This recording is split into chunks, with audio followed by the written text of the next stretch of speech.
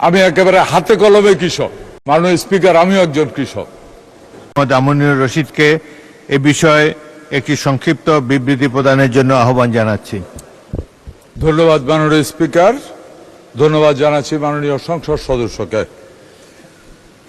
চাঁদপুর জেলায় ফরিদগঞ্জ উপজেলায় রবি মৌসুমে বিদ্যুৎ ও ডিজেল নির্ভরতা হ্রাস করে কৃষকের উৎপাদন খরচ তুলনামূলক সাশ্রয়ের লক্ষ্যে বাংলাদেশ কৃষি উন্নয়ন কর্পোরেশন বিএডিসি কর্তৃক সোলার চালিত পাম্প ইউনিট বৃদ্ধি করার পরিকল্পনা গ্রহণ করেছে। মাননীয় স্পিকার, এই লক্ষ্যে সৌরশক্তি ব্যবহারের মাধ্যমে ক্ষুদ্র সেচ প্রকল্প উন্নয়ন দ্বিতীয় পর্যায় শীর্ষক প্রকল্পটির সম্ভাব্যতা যাচাই কার্যক্রম সম্পূর্ণ হয়েছে এবং বর্তমান ডিপিপি প্রণয়নের কার্যক্রম চলমান রয়েছে। উক্ত প্রকল্পের আওতায় চাঁদপুর জেলার ফরিদগঞ্জ উপজেলায় 50টি ডিজেল চালিত স্কিমকে সৌর শক্তি চালিত এলএলপি স্কিমে রূপান্তরিত করা হবে। উক্ত প্রকল্পের আওতায় চাঁদপুর ফরিদগঞ্জ উপজেলায় 1990টি বিদ্যুৎ ও ডিজেল চালিত সেচ যন্ত্রে 50% তথা 595টি স্কিমকে পর্যায়ক্রমে সোলার স্কিমে রূপান্তর করা হবে মাননীয় স্পিকার, যার ফলে বার্ষিক 13,72,500 লিটার ডিজেল এবং 4,24,000 ইউনিট বিদ্যুৎ সাশ্রয় হবে। ধন্যবাদ মাননীয় স্পিকার আপনাকে। ধন্যবাদ মাননীয় মন্ত্রী। মাননীয় সদস্য মোহাম্মদ আব্দুল হান্নান, আপনি এ বিষয়ে একটি প্রশ্ন করতে পারেন। মাননীয় স্পিকার, আপনার মাধ্যমে আমি কৃষি মন্ত্রীর কাছে জানতে চাই, যেহেতু এখন সেচের মৌসুম, আমি নিজেও কৃষিকাজ করি। আমি কৃষিকাজ করতে গিয়ে দেখি জমি চাষ করতে যে খরচ হয় তাহা ধান বিক্রি করলে সেই টাকা পাওয়া যায় না। তাই মাননীয় মন্ত্রীর কাছে আমি জানতে চাই, উনি সেই বৃদ্ধি করবে কিনা, এখন সেই রেশনিং পদ্ধতি থেকে বাইর করে কৃষকের সেচের জন্য উনি ডিজেলের বাড়তি দিবে কিনা, এবং উনি যে বলেছেন চালু করবে, কবে নাগাদ এই ডিজেল চালিত বা বিদ্যুৎ চালিত সেচগুলি সেই সোলারে রূপান্তরিত হবে এবং কবে শেষ হবে তা আমি মন্ত্রীর কাছে স্পষ্টভাবে জানতে চাই। মাননীয় মন্ত্রী।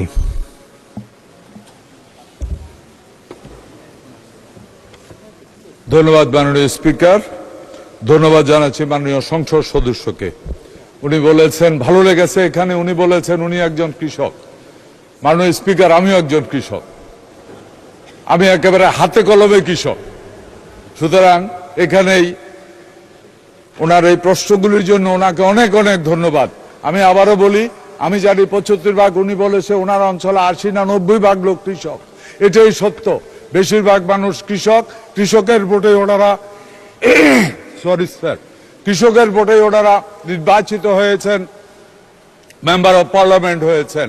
সুতরাং এটা ওনার দায়িত্ব এবং কর্তব্য এই 75 বা 80 বা অঞ্চল ভেদে 90 মানুষের স্বার্থকে তুলে ধরতে হবে। ধন্যবাদ ওনাকে। ওনার প্রশ্ন ছিল কবে নাগাদ শুরু হবে। মাননীয় স্পিকার, এটাতে প্রকল্পটি আমাদের অ্যাপ্রুভ হয়ে গেছে। আমরা এই বছরে এখনো শ্যালো চলছে, কোথাও কোথাও এই সিজনটা শেষ হলে তারপরে শ্যালো টিউবওয়েলের ব্যবহার খুব একটা থাকবে না বা ডিপ টিউবওয়েল ব্যবহারও খুব একটা থাকবে না। এবং আমরা যে প্রকল্পের কথা বলেছি এটা এই বছরের মধ্যেই আমরা করার জন্য শুরু করার চিন্তা করা হয়েছে এবং তাই করা হবে। আরেকটি প্রশ্ন করেছেন উনি ধানের দামের ব্যাপারে। যদি ওই ব্যাপারটি, আমিও এটার পক্ষে, কৃষক তার ন্যায্য দাম পেতে হবে। আমরা এখানে ধানের দাম সরকারিভাবে ক্লোজ টু 1400 টাকা পার মন ধরা হয়েছে, কিন্তু বাস্তব সত্য যেটা সেটা মাঠ পর্যায়ে কৃষকের ধান বিক্রি 1000 লিটল বিট প্লাস মাইনাসে বিক্রি হচ্ছে। এখন এটা নিয়ে এরই মধ্যে আমাদের মিনিস্ট্রিতে আমরা মিটিং করেছি। সমস্যাটা এখানে একটা ক্ষুদ্র সমস্যা আছে, সেটা হলো এই যে কৃষক যখন তার প্রয়োজনে ধান বিক্রি করে তখন দেখা যায় ধানের মধ্যে মহেশ সার থাকে, সে একদিকে মারাচ্ছে আরেকদিকে বিক্রি করছে এবং খুব বেশি ধানও বিক্রি করছে না।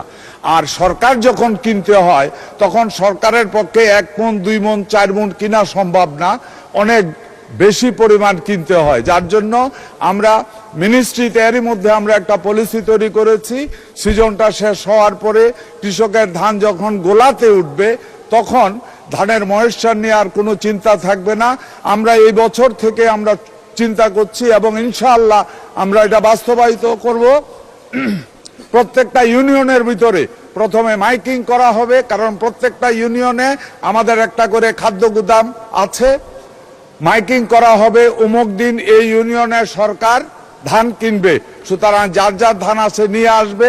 ওইখানে 500, 1000, 2000 মণ যাই আসুক সরকারের জন্য ভাইবেল হয় ওইটা কিনার আমরা ব্যবস্থা করছি, তাইলে সরকারি দামেই কৃষক তার ধান বিক্রি করতে পারবে। ধন্যবাদ মাননীয় স্পিকার আপনাকে।